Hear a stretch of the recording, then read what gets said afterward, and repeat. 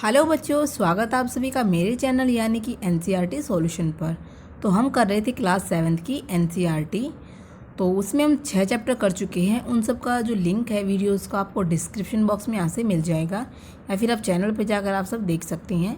तो आज हम करने वाले हैं चैप्टर नंबर 7। तो वीडियो में आगे बढ़ने से पहले मेरे चैनल को सब्सक्राइब कीजिए और वीडियो को कीजिए लाइक, और साथ में शेयर कीजिए अपने दोस्तों के साथ। और वीडियो को एंड तक पूरा देखिएगा, जिससे कि आपको ये चैप्टर पूरा अच्छे से समझ में आए, और साथ साथ आपके जो इसके क्वेश्चन आंसर है लेसन के, वो भी आपको अच्छे से लर्न हो जाए। ठीक है फ्रेंड्स, तो बने रहिए मेरे साथ इस वीडियो में लास्ट तक। तो चलिए शुरू करते हैं। जो आज का मेरा चैप्टर है वो है चांदनी। जो चांदनी है, अब यहाँ पे बात करते हैं चांदनी कौन है, कौन क्या क्या इसमें करैक्टर्स है। तो इसमें जो करैक्टर्स की बात करें तो इसमें एक जो ओल्ड मैन है, बूढ़ा आदमी, उसका नाम अब्बू खान है। वो बहुत सारी बकरियां पालता है, बहुत सारी बकरियां यहाँ पे वो रखता है। तो उसके बारे में यहाँ पे बताया गया है कि वो किस तरह से अपनी बकरियों के नाम रखता है, और बकरियों को वो अपने घर पे कैसे रखता है। वो हिली एरियाज़ में नहीं जाने देता, वहाँ पे वुल्फ का वहाँ पे खतरा होता है। तो ये सारी बातें, इसी सारी कहानी आज हम पढ़ने वाले हैं। तो बने रहिए मेरे साथ इस वीडियो में। चलिए शुरू करते हैं। अब्बू खान का एक व्यक्ति था, बूढ़ा व्यक्ति, जो कि कहाँ रहता था, अल्मोड़ा में रहता था। इसके अलावा वह बहुत सारी बकरियां रखता था, और उनको क्या था, बकरियों से बहुत ज़्यादा प्यार था, और जो कि उन्हें पालतू जानवरों के रूप में था। इसके अलावा उन्होंने अपनी बकरियों को काफ़ी ज़्यादा सुरक्षा दी, प्रोटेक्शन दी। उन्होंने उनको मतलब कि भेड़िए से बचा के रखा, अपनी हट में संभाल के रखा, और उनको काफ़ी ज़्यादा मजाकिया नाम भी दिए। मजाकिया नाम जैसे काली दे दिया, कुछ भी दे दिया, समथिंग इस तरीके से काफ़ी मजाकिया नाम उनको दिए। तो रात में क्या करता, रात में अब्बू खान अपनी बकरियों को चराने के लिए ले गए। अब्बू खान ने अपनी बकरियों को घास, अनाज का सबसे अच्छी अच्छी घास जो होती, जूसी जूसी घास, वो अब्बू खान अपनी बकरियों को उपलब्ध कराता है। लेकिन क्या होता है कि जैसे अब्बू खान है, मतलब जितना उससे हो सकता था उतना अच्छा खाना उन बकरियों को देता था। लेकिन जो बकरी थी, अब वो उनको जो मतलब कैद थी, जो बंधन था, वो उनको पसंद नहीं आता था। उनको लगता था कि जो हिली एरिया है, जो पहाड़ है, उनके ऊपर पता नहीं क्या है। उनके बाद जो उनका मौसम है, मतलब जो वहाँ पे नज़ारा था, वो बहुत ज़्यादा उनको अट्रैक्ट करता है, और वहाँ पे जाने की चेष्टा करती हैं। तो रात के समय में एक दो बकरी वहाँ से भाग जाती, इस प्रकार से वहाँ से चली जाती हैं, एक न एक आध बकरी तो जाती है। तो उनका जो वो सारी बकरियां जो निकल के जा रही थी, उनका जो शिकार है भेड़िया कर लेता है। तो जैसे वो बकरी उसको अब्बू खान को दिखती है कि एक बकरी नहीं है, तो अब्बू खान को बहुत ज़्यादा दुख होता है। अब्बू खान सोचता है कि मैं इन बकरियों को इतना अच्छा खाना देता हूँ, इतना अच्छा सब कुछ अनाज वगैरह जो मेरे से बन पड़ रहा मैं दे रहा हूँ, लेकिन फिर भी ये बकरियाँ मेरे साथ नहीं रहना चाहती। फिर भी ये बकरियाँ मतलब आज़ाद होना चाहती हैं, उस भेड़िए के पास जाना चाहती हैं। ऐसा अब्बू खान सोचता है, और ऐसा सोचकर जो अब्बू खान है वो बहुत ज़्यादा दुखी हो जाता है। वो परेशान हो जाता है कि उसको ये रहस्य समझ नहीं आता कि बकरियाँ क्यों भाग रही है, क्यों मेरे साथ नहीं रहना चाहती। इनको एकदम यहाँ पे सुरक्षित है, लेकिन फिर भी ये वहाँ जा रही है।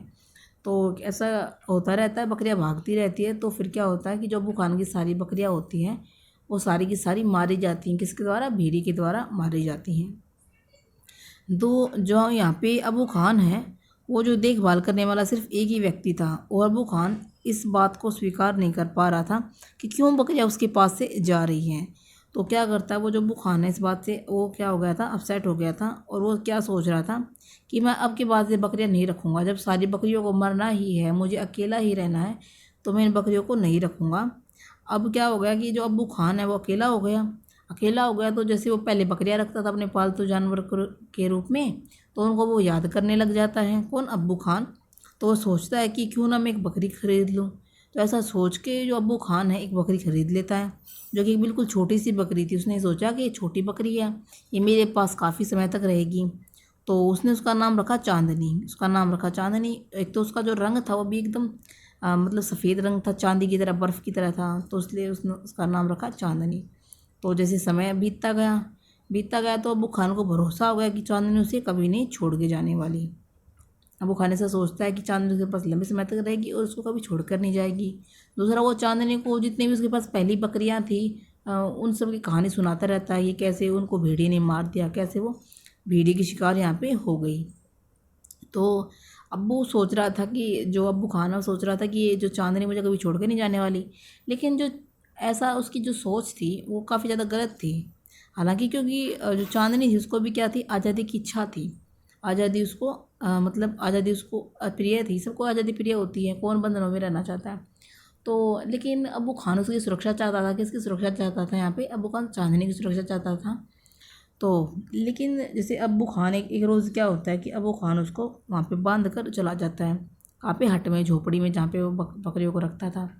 तो अब जो बकरी है, जो चांदनी है, वो वहाँ पे देखती है कि कितना सुंदर नज़ारा है, जो ये पहाड़ियाँ हैं, वो कैसे उन पर धूप पड़ती है, सुंदर धूप, कितना अच्छा मौसम है, कितनी अच्छा हवा चलती है वहाँ पे, एकदम फ्रेश हवा उसको मिलेगी। तो जो चांदनी है वो ऐसा सोचती है। तो फिर चांदनी जब ने ऐसा सोचा तो वो सोचती है कि मैं अब वहीं पे जाऊंगी। मतलब चांदनी को एकदम से रट लगा लेती है कि चांदनी की मेरे को वहाँ जाना है, मेरे को वहाँ जाना है, मेरे को वहाँ जाना, कहाँ, पहाड़ियों के उस पार जाना है, मैं वहाँ रहना चाहती हूँ, खुले में रहना चाहती हूँ। लेकिन इस ये सोचकर वो फिर खाना पीना छोड़ देती है, बहुत ज़्यादा कमज़ोर हो जाती है। लेकिन अब्बू खान को बोलती नहीं है। तो फिर एक दिन वो सोचते क्यों ना मैं अब्बू खान को एकदम क्लियर क्लियर ही बोल देती हूँ कि मुझे वहाँ पे जाना, पहाड़ियों के उस पार। लेकिन अब जैसे अब्बू खान अगले दिन आता है तो उसको बता देती है वो कि अब्बू खान, मुझे पहाड़ियों के उस पार जाना है, मैं देख कर आना चाहती हूँ वहाँ पे ऐसा क्या है, वहाँ पे इतनी ठंडी हवा है, मुझे उस हवा का आनंद लेना है, मेरे को वहीं पे रहना है, मेरे को यहाँ पे कैद होकर नहीं रहना है तुम्हारे साथ। तो फिर चांदनी को उस रस्सी से भी घृणा हो जाती है जिससे वह बंधी रहती थी। तो इसके अलावा उसका स्वास्थ्य काफ़ी कमज़ोर हो गया था, जैसे मैंने आपको बताया। तो चांदनी की सारी बातें सुनकर जो अब्बू खान है बहुत ज़्यादा अपसेट यहाँ पे हो जाते हैं, दुखी हो जाती हैं, क्योंकि वो चांदनी को छोड़ना नहीं चाहते थे। उसको पता था अगर चांदनी को उसने छोड़ दिया तो उसका मतलब क्या है, उसकी भेड़िया उसको खा जाएगा, क्योंकि वो भेड़िए से खुद की सुरक्षा नहीं कर सकती है। वो भेड़िए से खुद को सुरक्षा नहीं करना है, उससे वो लड़ सकती है, क्योंकि ये बहुत ज़्यादा कमज़ोर बकरी है। लेकिन जो चांदनी है कहती है कि मेरे पास सींग है, मैं भेड़िए का मुकाबला करूँगी। लेकिन जो अब्बू खान हैं वो उसकी एक भी बातें नहीं सुनते हैं और वहाँ पे उसको हट में बंद करके चले जाते हैं। लेकिन वो गलती से जो खिड़की थी हट में उसको बंद करना भूल जाते हैं और चांदनी इसी बात का फ़ायदा उठा लेती है और चांदनी वहाँ से खिड़की से चली जाती है निकल कर। जबकि अब यहाँ पे चांदनी चली गई है और वहाँ पे पूरा दिन घूमती है चांदनी अच्छे से पहाड़ियों में। जैसे जैसे शाम होने लगती है तो फिर वहाँ पे उसको, जो चांदनी को, जो वहाँ पे झाड़ियाँ थी उनके पीछे से कुछ कुछ आवाज़ सुनाई देने लगती है।